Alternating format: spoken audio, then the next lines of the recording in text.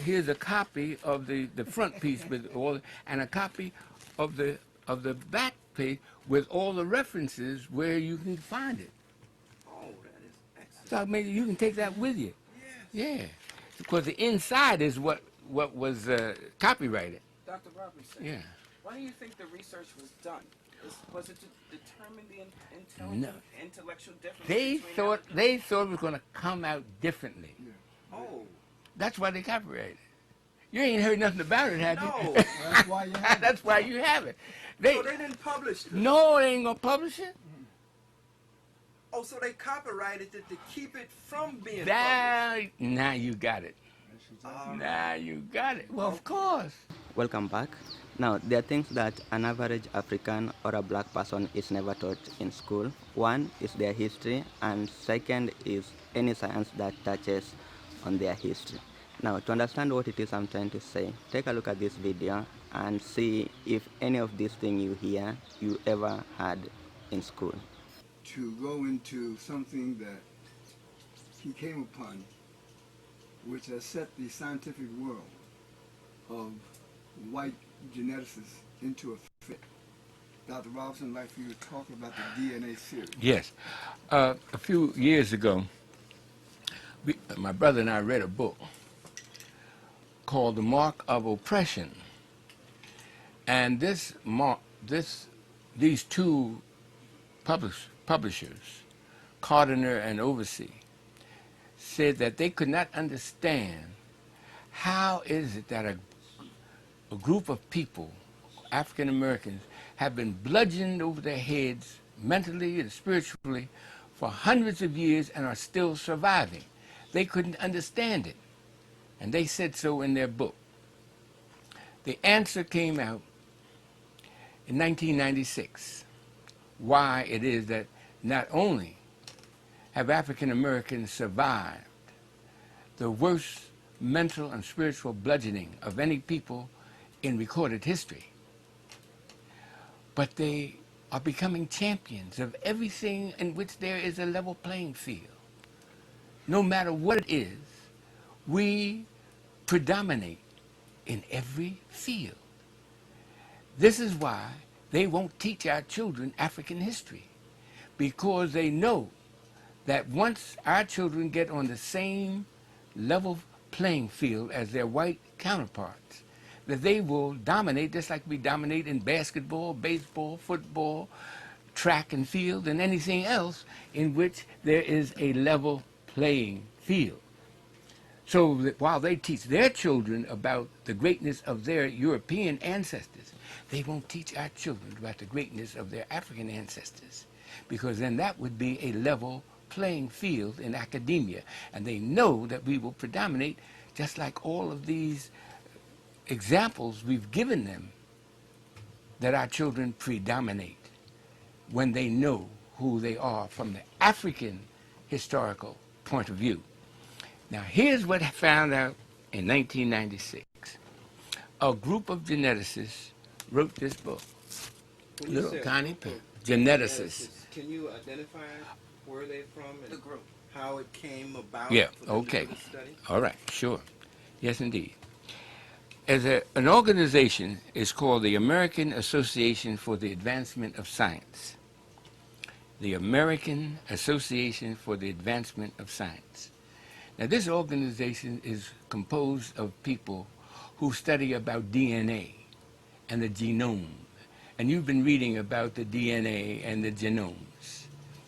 Well, this group of scientists came upon an idea by accident at first that different groups of people had different numbers of DNA series.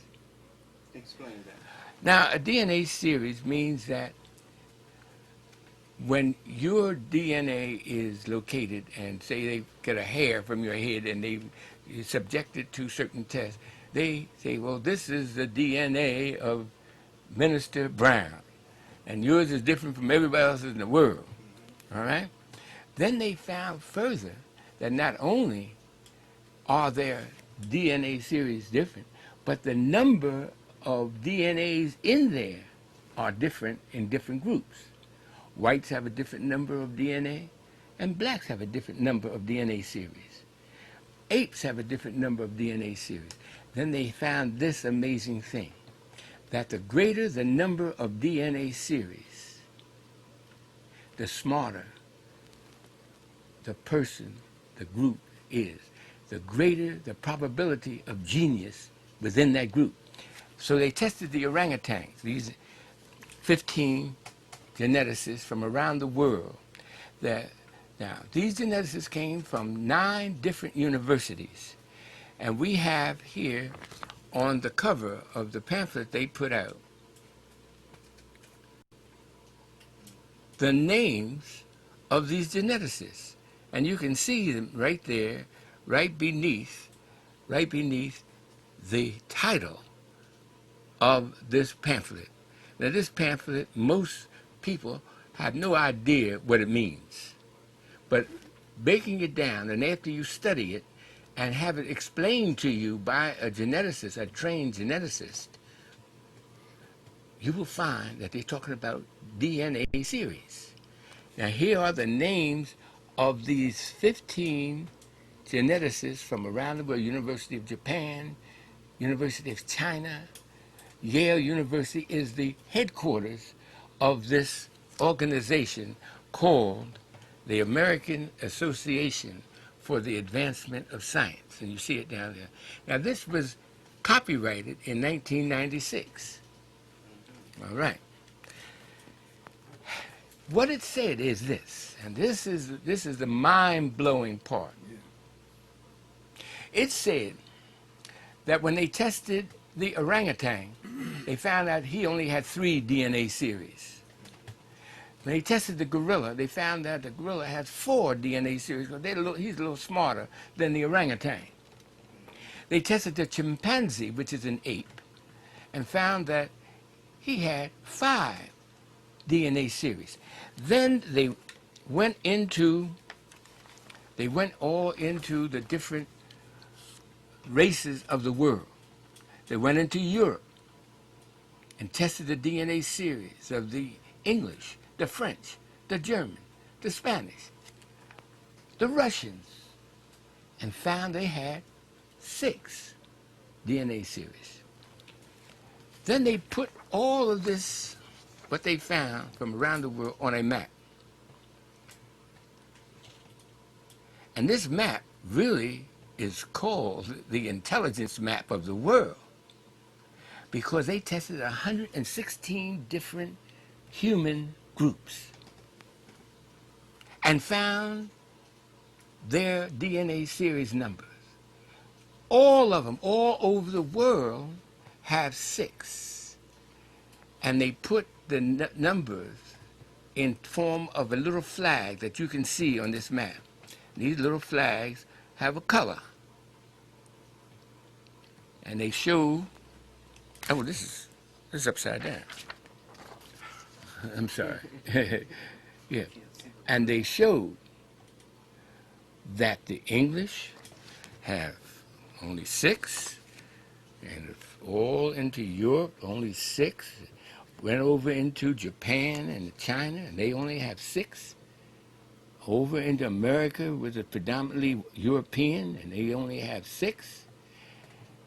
Then they came to Africa, and they came to the part of Africa. Now, all the rest of them, they put in little flag colors. Those flag colors are orange, red, if you notice. But when you come to Africa, found out that the African people have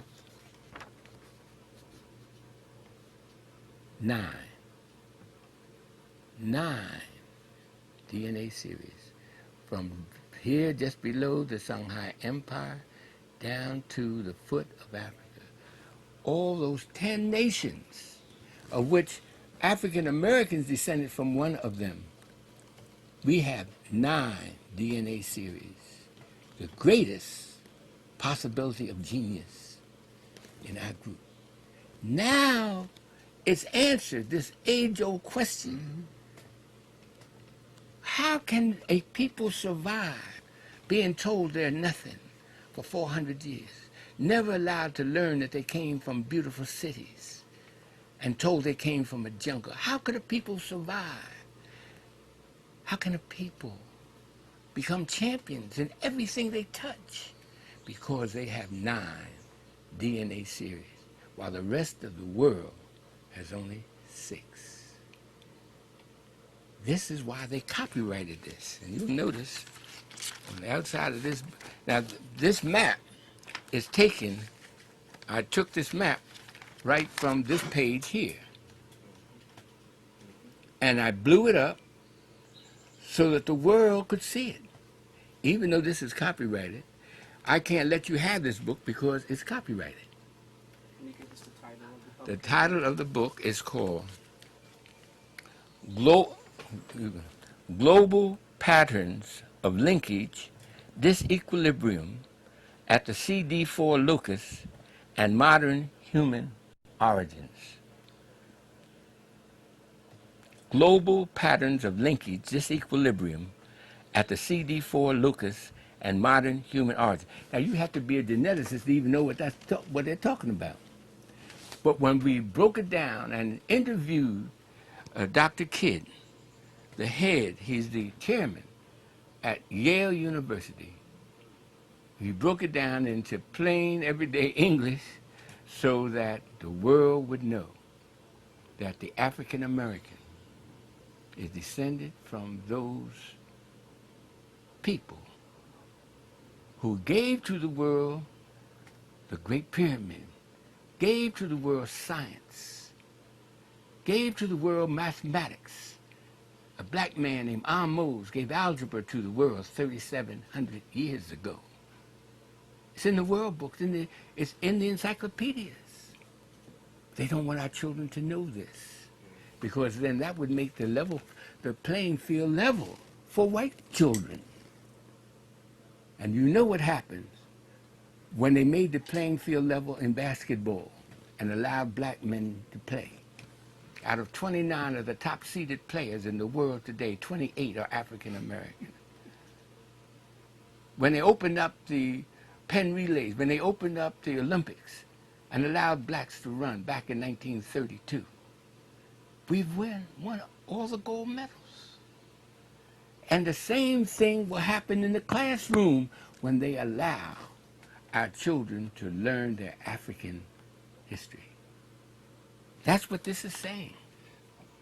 Dr. Robinson, are you saying that the African American also has 9 strands of DNA? I am saying that we are descended from the West Africans who have 9 DNA series. On this map, that these geneticists, you see the green down here? Yes. Well, that's where we're from. That's where African Americans are from.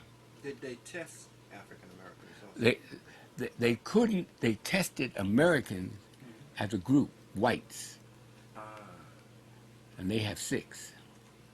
They didn't test African Americans because they know that we are the same people from West Africa. Oh, so they didn't have to? Didn't have to. Okay, that's true. That's true. How is it that you think that this evolved, that we evolved with 9 strands 9. below the Sahara? Well, it tells you in here. This book tells why. Preemie babies, leaving the mother's womb too early, never develop to the same height that a baby that runs a full term. Right? Yes. White folks in the China, all mankind arose in Africa. All mankind arose in this part of Africa, right here. It's called the womb of Africa. That's the womb of Africa over here. Right there. Between the Middle East and... No. Kenya. Uganda. Yeah, that area. All mankind arose there. The great granddaddies of white folks, great-granddaddies of Chinese, great-granddaddies of Japanese, our great-granddad, all of us look the same. All look like apes. That was called Australopithecus. I don't know how technical you want me to get. Australopithecus was the granddaddy, great-great-granddaddy of all races. Now, they left the womb 800,000 years ago. Whites left the womb and wandered up into Europe, and the Chinese wandered over into Asia. And they left the womb before they were fully developed. That's why they did not develop melanin like we did. Those of us who stayed developed full term. They never developed the melanin stimulating hormone. This is why we're the only race on the planet that does not have head lice in our hair. Head lice. Head lice. They are little bugs. Yes. Yeah, Cooties, right. cooties. We're the only race on the planet because we developed full term. We lost our straight hair, that animal hair, over 150,000 years ago. You see, all other races have head lice because they never developed fully.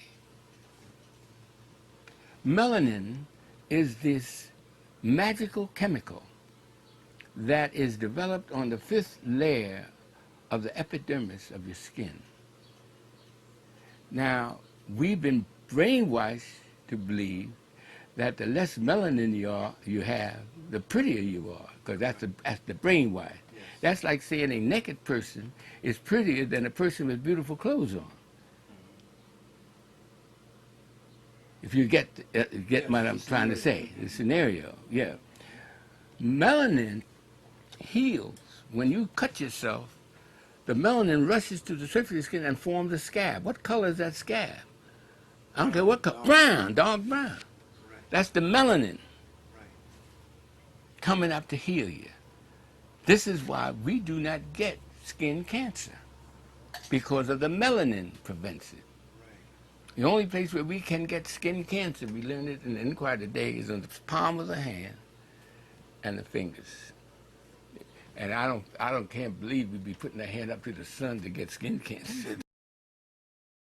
Alright guys, so that's it for this video. Give this video a thumbs up if you liked it and share. See you next time. Peace.